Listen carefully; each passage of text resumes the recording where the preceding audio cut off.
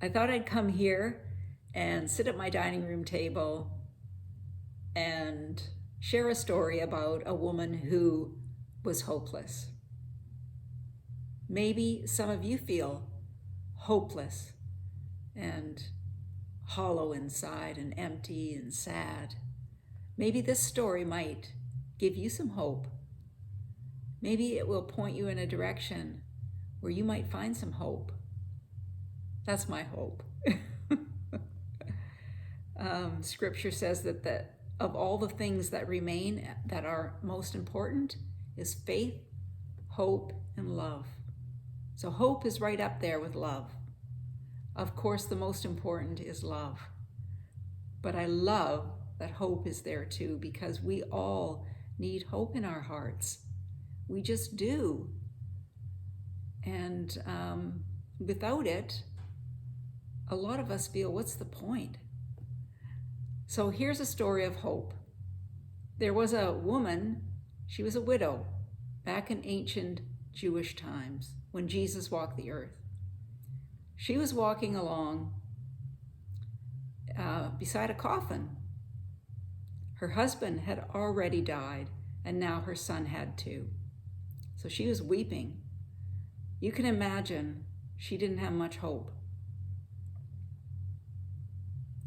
And along comes a man who watches her for a while, and he was overwhelmed with compassion. That's interesting. He was overwhelmed with compassion. I often wonder why Jesus was overwhelmed with compassion when he saw this widow who had just lost her son. And I think maybe he was seeing into the future of his own mother, Mary, who was about to lose him. I don't know, but that's just how I think sometimes, that could be why he was overwhelmed with compassion.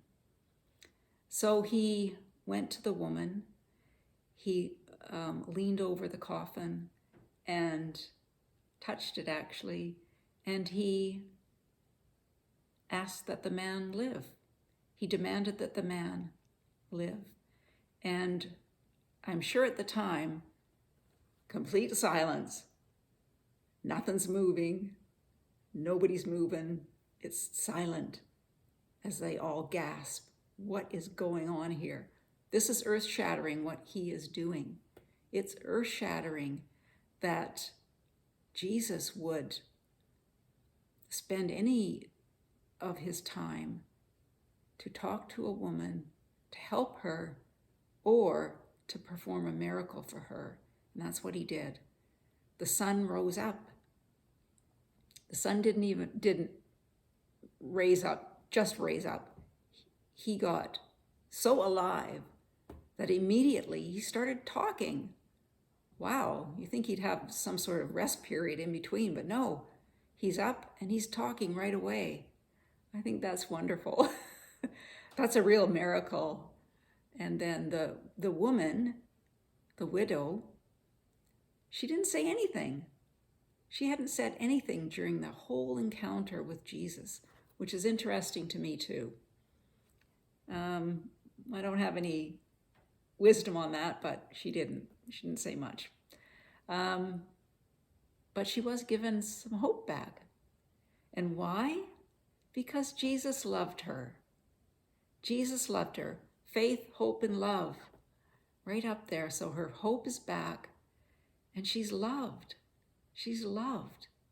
And that's all that we can hope for, is to be loved. To be loved. There's one way that you can replace the hopelessness in your heart with hope and to be loved, and that's to ask Jesus to come in and fill you up with the love of the Father. And he will do it. That's his mission on earth. He will do it. That's my story for today. I'm going to leave it with you. Hopefully a little seed has been planted that you might be curious about who Jesus is and what he may be able to do for you. I'm going to leave it and give you a blessing that may peace and love just follow you all the days of your life. Be blessed, dear ones. Be blessed. Bye for now.